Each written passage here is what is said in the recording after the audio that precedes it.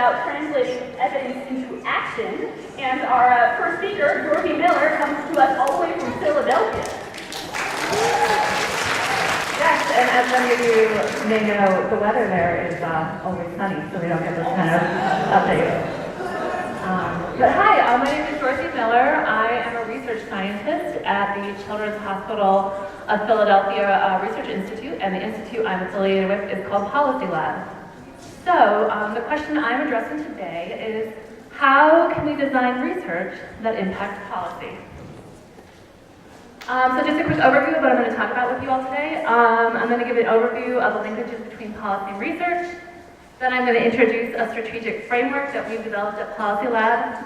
And then I'm going to illustrate the use of the strategic framework, applying it to a case example of some of the work that we've done with the psychotropic medications and kids in foster care. Okay. So scientific rigor and high-quality research is absolutely foundational to creating policy outcomes. However, there are a number of components in between the excellent research and the policy outcomes that we want. And I'll outline a few of them here. So we have messaging and dissemination, policy context, and policy expediters. And I'm going to go into detail talking about some of these today. So this is a strategic framing guide that we came up with at my research institution. I've simplified it a bit and adapted it to a context that makes sense in a PowerPoint slide. So I will give you an overview and then we'll walk through the application, as I mentioned, to a specific case example. So for project framing, we want to think about what is the impact that we want to see from our research, and that's what is the goal. Not what is the outcome of the research, but what is the policy goal that we're looking to achieve. Project context. So these are things that we may not have, if we're doing a traditional research project, we might not have thought about these, but through this research strategic framing guide, we bring in the project context, which is current events. What's going on now? When you expect to have your research outcomes, what's going to be going on? Policies, what policies are in place? What policies would you like to see in place? What changes would you like to see to policies?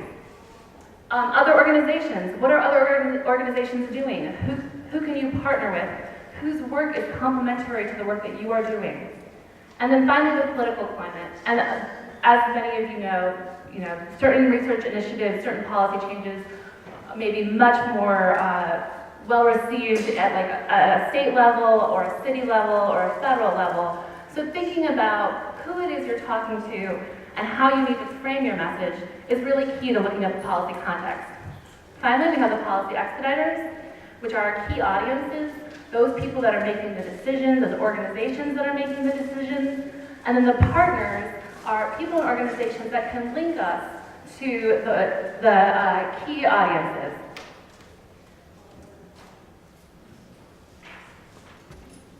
Okay, so as I mentioned, the case example I'm going to talk about is the use of psychotropic medications among children in foster care.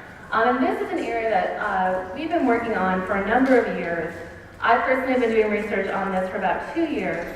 And just to give you a little background on what this is about, so psychotropic medications are medications that are used to, they're called mood-altering medications. They're used to manage mood disorders.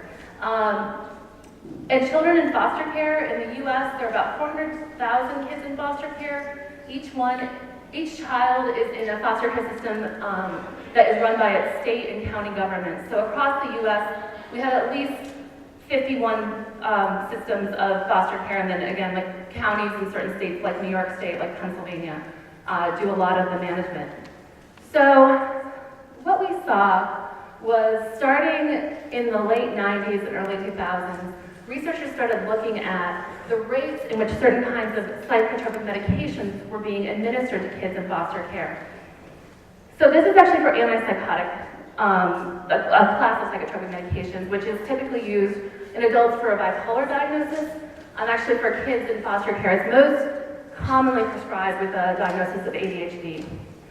So this shows the rates in 2002 of antipsychotic use, and the lighter gray color is a rate of 5% of the kids in the foster care population. And the darkest color, which I believe is only in Texas right now, at 2002, the dark blue, that's over 30% of the kids there are on an antipsychotic medication. So what we see is a much higher rate among kids who are in the foster care system than the general population, and a much higher rate among kids who are in foster care than who are in the Medicaid population. And you see really unexplainable state variability. So why is a state that's dark blue right next to a state that's gray? That's not apparent from looking at this slide. And so that, as researchers, we start thinking about, so what's going on here? What is causing this variation and the higher rate? Unfortunately, so in 2008, I have another slide coming up. Okay, so 2008, the story doesn't really get a lot better because we see that now those high rates are much more widespread in the country. And that, as you can see at the top, we actually have maps for every year, but I don't want to walk you through all those years because it gets kind of depressing.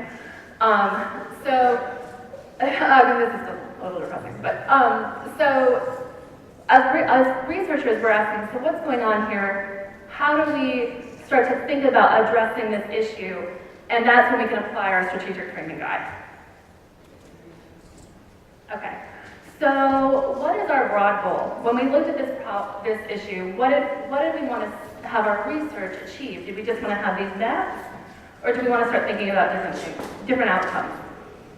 And so, when you look at those maps, there are ways that you could frame a question or frame a problem. You could say, well, this is a problem about bad drugs, or this is a problem about bad doctors. And that's not the story that we wanted to tell. What we wanted to say was, we want to ensure that kids who are in foster care are getting the right mental health treatment at the right time. So we think right treatment, right meds, right dose, right monitoring. And that's how we frame this problem. So then we start to look at the context. So what else is going on? And as I mentioned, local, state, and national levels. So you really want to look all over the place. Obviously, looking at your community is key as well. I kind of flipped past this, but I am a lawyer. I don't want to confess that here. But so the first part I'm going to talk about is legal action. But actually, in this case, legal action is really important because class action lawsuits that were brought against state departments who were in charge of the monitoring and taking care of the kids who are in foster care, they really started drawing attention to the states and saying, hey, you're not doing a good job at this, and you can actually get in trouble for not doing a good job of overseeing psychotropic meds for the kids that are in your care. So starting in 2007, we had a number of really important cases. And related to, and as a result of that, there was a number of legislative initiatives that happened federally. A very important law called the Fostering Connections Act in 2008, a follow-up law in 2011, and then another federal agency issued some really important reports. Out of those came a requirement that states develop a plan to show how they're going to do a better job of overseeing, monitoring, and taking care of these kids who are on really high rates of medication. So, my organization, PolicyLab at Children's Hospital, we were doing work on this as was Tufts, Rutgers, and a few other policy organizations. And then also the media got very interested in this story, and there was actually quite a bit of national level coverage. So that's a snapshot of our policy context as we're thinking about this issue. Okay, and so then our question is, who is our policy expediters? So who are the decision makers? So for us, the key audiences on this was the federal government because they had taken some action on it, but then also the state and local government. So for us in Pennsylvania, that was the city of Philadelphia and the Pennsylvania Department of Public Welfare. Obviously, New York might be Children's Services. Also our key partners. So we think about who can connect us to these folks. So because of the medical issues in this particular problem, having support from the professional organizations is really key. So we have the American Academy of Pediatrics, and the American Academy of,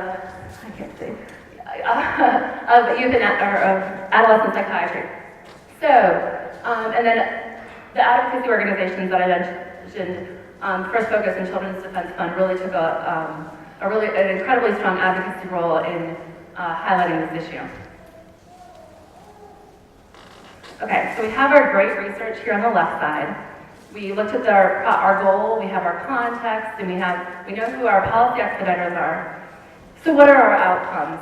And so I just divided these up at like the local, state, and national level so you could kind of see, this is just one way of organizing what we've been able to do on this topic. But so locally, we have implemented an evidence-based behavioral health intervention in the city of Philadelphia, and that kind of goes back to what I mentioned about having the right meds for the right kids. Sometimes kids are on meds because there's no other option, and when you have an evidence-based behavioral health intervention available, you may have kids who shouldn't be on meds not getting on meds, they're getting behavioral health intervention instead. And we continue to work very closely with the child welfare and behavioral health departments within the city of Philadelphia. At the state level, we do state data and policy analysis. We're in constant contact with the Department of Public Welfare there, and we work very closely with them on this issue. And as I mentioned, so states now have a responsibility that they have to come up with to the federal government, that they have to come up and say, hey, this is how we're taking care of these kids in foster care. This is how we're implementing new monitoring and oversight mechanisms. We're actually on that work group in Pennsylvania, and so we work very closely on this issue, and we have a strong lead role in this policy development. And then in addition, we consult on other state policy issues. So the federal level, again, all the states are doing this. They're all coming up with these recommendations, and we serve as an advisory role for the state teams, coming out, talking with them about best practices, helping them identify the specific challenges within their states, and thinking about how can you really work together to solve this problem and create better health outcomes for kids. We work as a key informant to congressional roundtables when the members of Congress and their staff are trying to decide, especially with the challenges of having sequestration and other budget issues going on in Washington right now, like how can we prioritize this as an issue and continue to be thinking about this is a very critical health outcome for kids in foster care. Finally, we provide guidance to the Health and Human Services work group on this issue, and we work very closely with the administration on children, youth, and families for looking at their Tedmed oversight. So just in conclusion, this is the evidence to action section, and that's actually our organization's motto, so it's fitting. But if you're just thinking about how can this apply to your specific organization, your specific research project, if you're a med student, at some point you may end up in an academic medical setting.